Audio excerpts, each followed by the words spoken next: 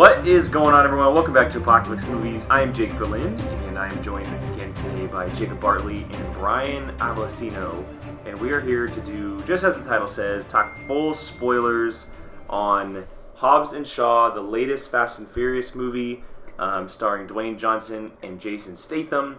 It came out this past weekend, and it is one of the biggest movies of the summer, and obviously we need to talk about it. And so, as the title says, as I already mentioned, it's going to be full spoilers. We're not going to hold back on anything. We're going to dive deep into everything this movie offers, holding no boundaries. And so, right off the bat, I mean, Brian and I saw it together Thursday night. We went in a cool experience of seeing it in a D-Box, which is really, really cool, where the seats move, if you don't know what that is. Yeah, how was the D-Box experience? It was actually like the perfect choice for this movie. I'd only been once for Force Awakens. Yes. I liked it in Force Awakens because the chairs weren't moving too much, because they're only really moving when the space is moving and stuff. So, was this one crazy? It was constantly moving. Really? And it was even moving. It wasn't moving. It was vibrating with gunshots. Wow. And so it was non-stop the entire movie. The car revs its engine. It was so cool. Are the tickets more expensive? $20. Okay. So it's like an IMAX ticket. Not bad. Yeah, and there's a brand new one here in Natomas, so is it's it close. a Regal theater? Or a Century? That one. That was Regal. That is Regal. Okay. And so is Natomas, so it must be a Regal thing. Well, yes. I have Regal Unlimited now, so there you go. I might use it. There you go. But yeah, no, it was super cool, and if you have a D-Box near you, I mean, I definitely recommend it. And so, but because Brian and I saw it together, and we kind of got each other's thoughts, and we did our non-spoiler review, which you can see up on the channel. Jacob, take the floor, man. What did you think of Hobbs and Shaw and your experience with the movie? Man, so I was really excited about this movie because I love The Rock too, but I love Jason Statham. Yeah, we don't see a lot of him anymore. Yeah, he's probably my favorite action star of this generation, like a late post-90s. He has a lot of good action movies. Because for me, all right, so we had like the 90s action era, right? And then kind of after that, there was a little 2000s era, but Tom Cruise, Will Smith, maybe. Yeah, not a lot. But Jason Statham, before The Rock really came on the scene, Jason Statham was the only true action star left, in my opinion. And I love Jason Statham. And he's hilarious. If you've seen Spy, yeah, he's so hilarious. So and I love him in the Fast and Furious movies. So I was more excited for this than I've been since like Fast 7, right? That's how I felt. And overall, I really did enjoy it, but I don't love it. That's all I can say. I don't love it. Yeah, it's for me. I think some of the action and the comedy felt a little forced, like interesting in my opinion. But overall, it's definitely a entertaining film, and the surprises are amazing. The surprises in this movie are amazing, and we'll get into that, I'm sure. Yes. But if you're asking me if I was on the See It, Save It, Skip It review, I would have seen it. So see it. Yeah. I thought you were going to say. Is it? Do you think it's the biggest movie of the summer? Hell no. What do you think is the biggest movie of the summer? What constitutes biggest? Just most bombastic movie of the summer. Like, do you not mean box office wise? As far as what happens in the movie, like a summer blockbuster flick with popcorn in your face? Is it the biggest movie of the summer? I mean, honestly, I can see why people will go and say that, but I don't see how Spider-Man: Far From Home isn't that. That's fair argument. That's why I was asking. Fair argument. But because I'm thinking box office too, maybe fair or not. Mm-hmm. But this, because Marvel movies kind of transcend that, because you could have released Spider-Man: Far From Home in whenever you wanted, January, right? It still would have made $1 billion. Oh yeah. So it's kind of unfair, but taking Spider-Man out, which is like it's an MCU film, right? It probably is. I mean, the thing is, Lion King was disappointing for me, so like I think this is better than Lion King, to be honest. Interesting. I would probably agree with you. Yeah. Interesting. I enjoyed myself more watching this. 2 different very type of movies, but we can argue that another day. I mean, he's never going to back. But they took out the Simba running scene after he talked to his father. Man, come on. Yeah, that even heightened after seeing the second ongoing joke. No, so I mean, let's do a little roundtable style and kind of bring up something as we go along, and maybe some favorite parts or some things that we didn't like. And I'm gonna go to Brian on the right here, and Anything that specifically you want to bring up as far as a positive or maybe a negative or something that stuck out the most to you as far as Hobbs and Shaw goes? Positive, the comedy. They were absolutely hilarious. I'd probably say it's the funniest it's probably the funniest Fast and Furious movie to be released yet. Oh, easily. I mean, and I think it was intended to be too. Yes. Yeah. I mean, the other ones with those cameos, I mean. Yeah, it had funny elements in other Fast and Furious movies, but this one was funny. I would say it was like... Honestly, I would call it an action comedy. So I really would. Yeah. Well, what I liked what they did with it is that, when we saw Too Fast, Too Furious back in the day, Tyrese was like this super serious character. Yeah. The fourth movie, fifth movie, whatever, they flipped him. Yeah. They didn't do that with Jason Statham, which I appreciated because they could have easily done that with Jason Statham. He's still funny, but he's funny because what the character does and says is funny to us. And but the way he's not he interacts trying to with be The funny Rock. in the movie. Exactly. You know what I mean? Yeah. No, it's incredibly funny. Sometimes it hurts to laugh because it's so funny. There's specific moments in this movie where, I love the moments where the director just sits the camera on them and they're bantering going back and forth. One, when they first meet inside the room and they say, F no, not him. And then they the second actually plane, say the F word. Yeah, and then the second time on the plane. I was looking, because it's PG-13, right? It is, yeah. Yeah, so you get Dude, one for F-bomb. a moment, I was like, is this movie rated R? Because not only the F-bomb, but some of the things they were saying, I was like, wait a minute, is this movie rated R? He said drag balls against glass. Yeah, I was like, what? Well, PG-13, you get one F-bomb. And right when after that, he's I was swinging at him in the elevator, he says F, he mouths F no, and you see, I know that doesn't count as an F-bomb, but still. It's David Leitch, and, all the movies he's done so far are R. Deadpool, John Wick, and Atomic Blonde, they're all R, and so it makes sense that he kind of stretched it as far as he could. The thing is, in this movie, there's no blood. There's no shots of, like, there doesn't need to be. Well, I mean, when they split his spine to... that wasn't... Jake had to look away. Yeah, I hate But that wasn't violence. That was like they were working on it, right? Oh, yeah, no. Well, R constitutes blood. That's the key there. The rating constitutes blood, and there was no blood in the movie. Yeah, no, it was just... Which, and the movie didn't need blood. No, not at all. It didn't need it at all, and so... but, I mean, going with the comedy for a second, we can mention the cameos because they are the comedic moments of the movie. If you've seen the movie, you know what we're talking about. Both Ryan Reynolds and Kevin Hart show up. And here's the cool thing about this. They're not just throwaway cameos. They mean something to the story, and you rarely ever see very that. true. You rarely ever see that. Ryan Reynolds was a big part of the movie. Well, they might be setting up for the future. Yeah. I mean, if we're going to get right to this, I honestly think they're building a separate team with this movie, and it's going to have Kevin Hart and Ryan Reynolds. Well, didn't they say Kevin Hart got cast in a Fast and the Furious like a month before? I don't know. Did they? I'm pretty sure they did because I saw it. I think we got this covered. Had it. That's the funny thing. Look, they could have that Kevin Hart character in a Fast and Furious movie. Yeah. It's another MCU kind of in a smaller scale. It's so usually like when you see a Kevin Hart cameo, it's like, oh, it's Kevin Hart. Yeah. But it fit the story for what they were going for. I liked it. And it was really and the Ryan Reynolds thing. That obviously, did you see the post-credit scene, by the way? Yes. Did you see all the way to the end? The post. Yes, there's 3 of them. I didn't know, right? And I knew there was a post-credit scene, but I didn't know how many. So the movie ends, and the first one starts, and I look it up. I always look it up, but I don't want to see what it is, right? But the websites, they'll be like, "Is there a post-credit scene?" ? And they make you click on it. So I scroll down, and then they're like, the first one, the second one, the third one, and I'm like, okay. So then I knew there was one at the end. I was the only person in the theater at the end for the last. There was one. probably like 5 or 6 people with us. I wait till the lights come on. That's my tell. They don't turn the lights on. It depends on the movie, but they're pretty much. The post credit scene at the end though is very interesting because obviously he. Okay, so they don't establish. Well, he said he was in the military with. Yeah. So you knew he's trained somehow, but he's like beat all those guys up by himself. I told Brian that maybe he's the voice behind. The bad guy. The Rock revealed who. I didn't see that. Who it was supposed to be. So I was thinking it was Charlize Theron. That's what Gio or your guys' buddy Shane said. Oh, really? But I said that from the moment I said maybe Ryan Reynolds. I'm pretty sure I read that The Rock said it was supposed to be Keanu Reeves at first, and then that's why they just didn't reveal anything. maybe the future.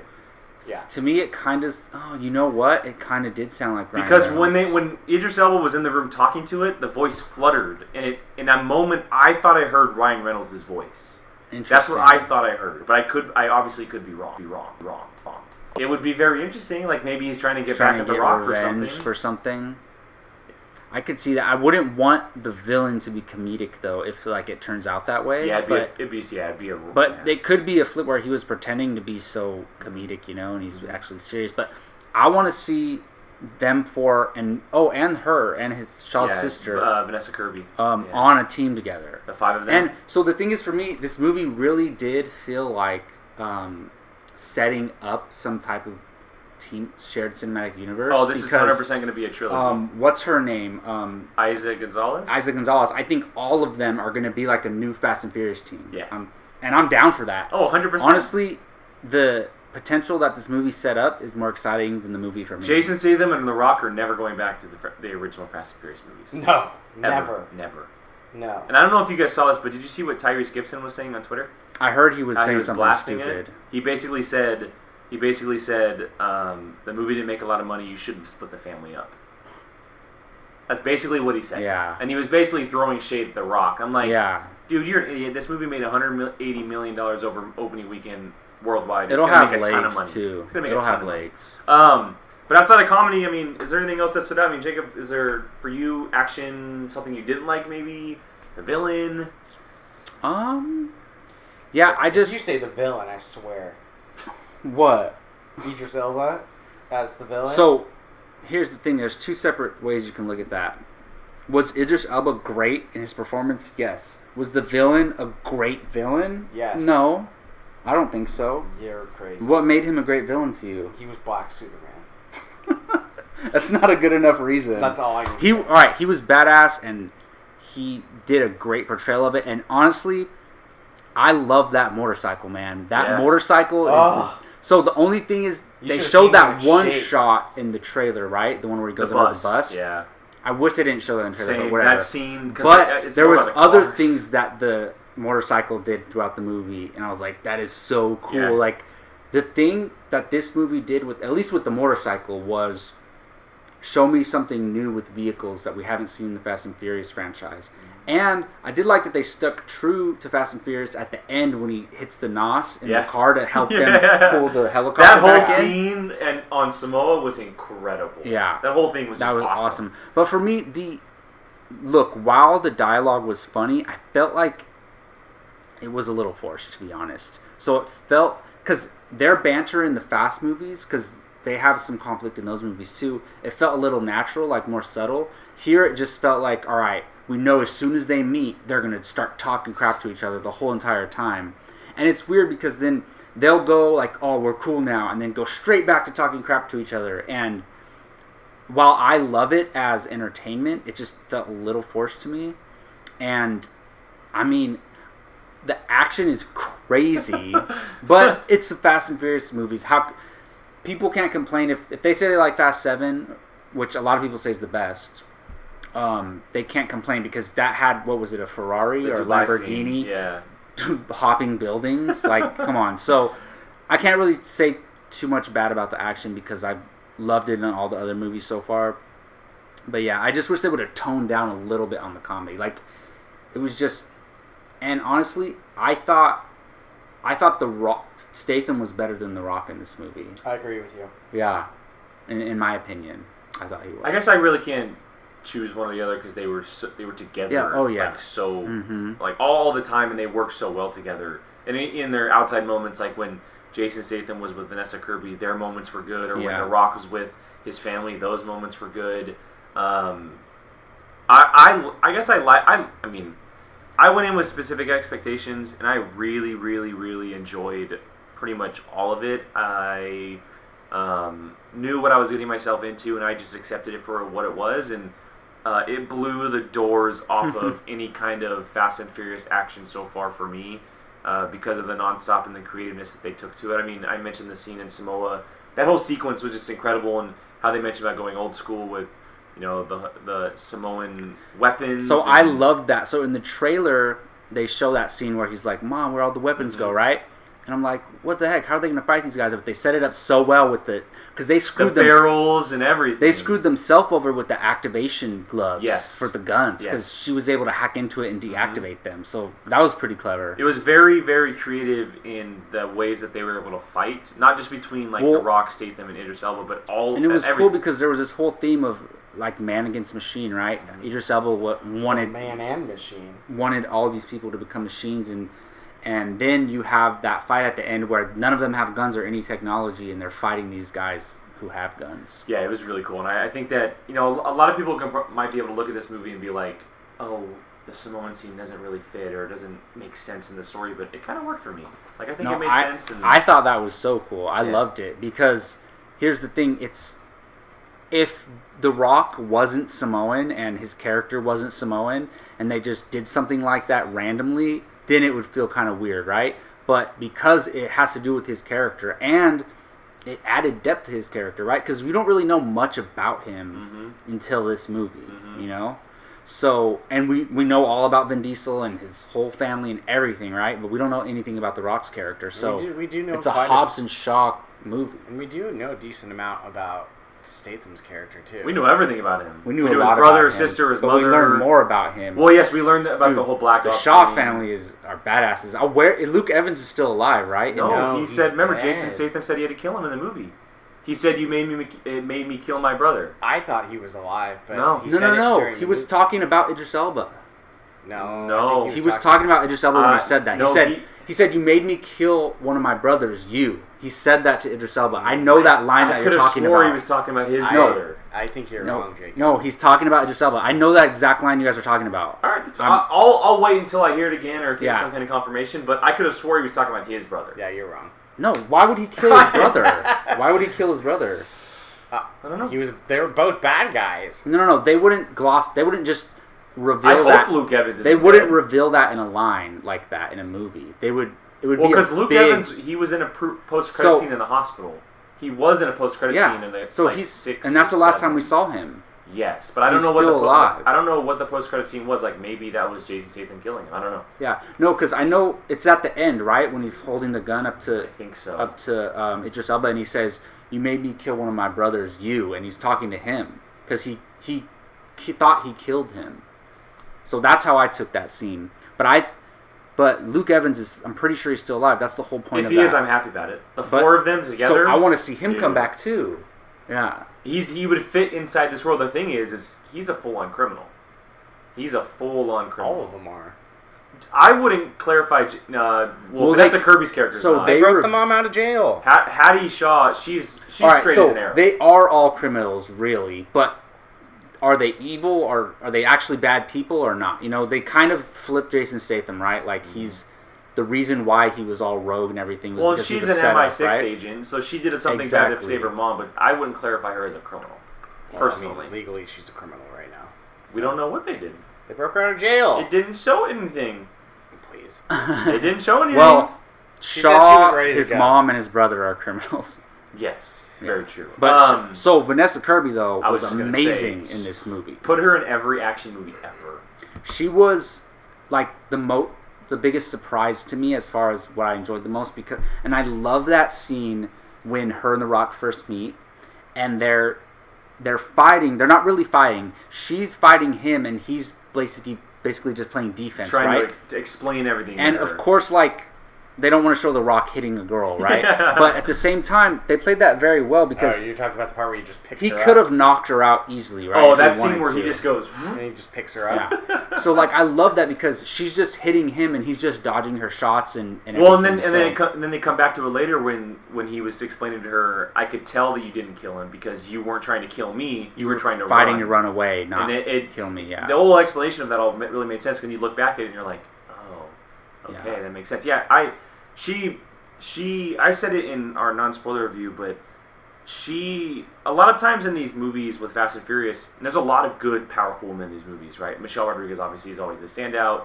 Jordana Brewster and Natalie Emmanuel from the previous ones, but Gal Gadot, yes. All of them stand alongside all these characters. She kind of took the spotlight from them a lot of the time when she was out in the movie forefront. opens with her. Yes, and it's... Yeah. I mean, she's the central part because of this virus and everything. She has it.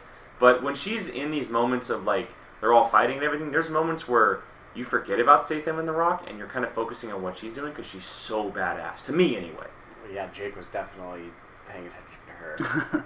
No, I agree. She was awesome in this movie, and it got me thinking, like, we're always, wanting more female action stars. I think she has potential to be one, to be honest. I told Brian this. It reminded me of a Black Widow type character. I told Brian That's what I was thinking, too. I said to him afterwards that she should have been Florence Pugh's character in Black Widow. No, I want to see an Atomic Blonde 2 where she's the bad guy going against Charlize Theron. Oh, something like that. Or we could see her and Charlize fight in this universe. Yeah. Well, I'm just thinking because David Leitch, because he directed Oh, that's right, yeah. So, or put her, I want to see her maybe in the next Mission Impossible movie because she is considered the White Widow in those Mission Impossible movies. So, I mean, yeah, we haven't really, we talked about Idris Elba, we talked about Vanessa Kirby, The Rock and Statham. I guess just overall experience and what we want to see more, as we finish up the spoiler reaction. Any thoughts on that? I don't really have too much. Sometimes it's funny because I keep thinking like, all right, I'm done with the Fast and the Furious, but they always somehow pull me back in every single time. So I'm kind of curious where the next one goes. Well, to me, they kind of, in a way, even though the regular Fast movies are more successful than this movie is going to be probably, they kind of reinvigorated the franchise for me because I loved 7. 8 was okay. It wasn't terrible, in my opinion. To me, it was.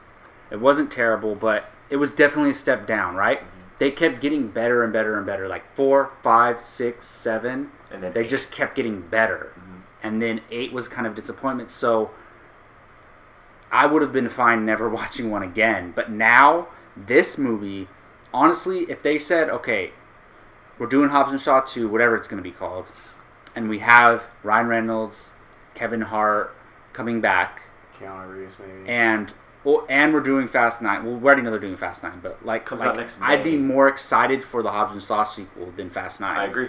I completely agree. And we'll see, but Justin Lin is coming back for 9 though. Yep. So and Helen Mirren's in that. That is exciting. Mm-hmm. And the thing is, I know The Rock and Vin Diesel have that beef or whatever, whether it's real or not. They say it is. But that doesn't mean Shaw can't come back. He could be back in there. And I guess they're cool now because he saved his baby, right? It's very true. In Fast 8, right?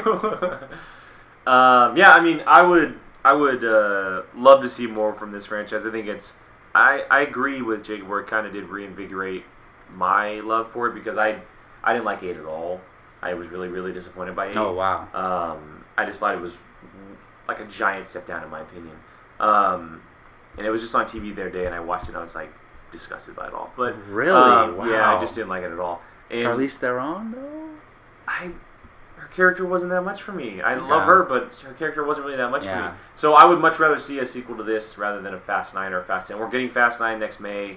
They're filming right now, and everyone's back except for The Rock and Statham. And so we'll see what happens with that. But I really enjoyed this movie. I think it's a very fun summer popcorn blockbuster. It's exactly what it should be. It definitely is outrageous and outlandish sometimes, but I went in expecting that, and I kind of liked what I got, so I had fun with it. It's enjoyable. I wouldn't even get close to saying it's a bad movie. I don't know. I just need to tone it down a little bit, like with the comedy. The comedy and the action, turn them both down one notch, and then I feel like I would like the movie a little bit more. Was the action too much in your face? A little bit. It's like, all right, so when he holds the helicopter with the chain, right? Okay, I get it's The Rock. He's strong, right? But no way. He's gonna get his arm ripped off. Sorry, he's not Captain America. Exactly. He's not Captain America. And even when Cap does it, I'm like, oh, bro, you only have super strength. But Cap can do it though. Yeah. that scene where the cars look up and they all hit the NOS, it's so badass. That was cool. So badass. That was cool. But yeah, it's a fun movie. It really, really is. Brian, final thoughts? Yeah, no, I totally agree. I would much rather see a sequel to this than a sequel to the Fast and Furious movies, honestly. Prediction: they're gonna build up this team in Hobbs and Shaw, and we're gonna get Fast 9. Fast 10 is gonna be Hobbs and Shaw team versus Dominic Toretto and their team. Civil War. They get pit against each other. Or just literally every single person that's ever been in one. Well, it's going to be like the end game of the Fast and Furious franchise. Christ. And then We always find a way to bring Marvel in. Those two teams are going to have to go after each other. $2 billion at the box office. Prediction. Maybe. One thing I will say, though, and a lot of people are making a big deal how this is like the fourth least domestic run that the movie had as far as an opening weekend goes. It made $180 million worldwide over the weekend, and it has the highest audience rating on Rotten Tomatoes out of all the movies.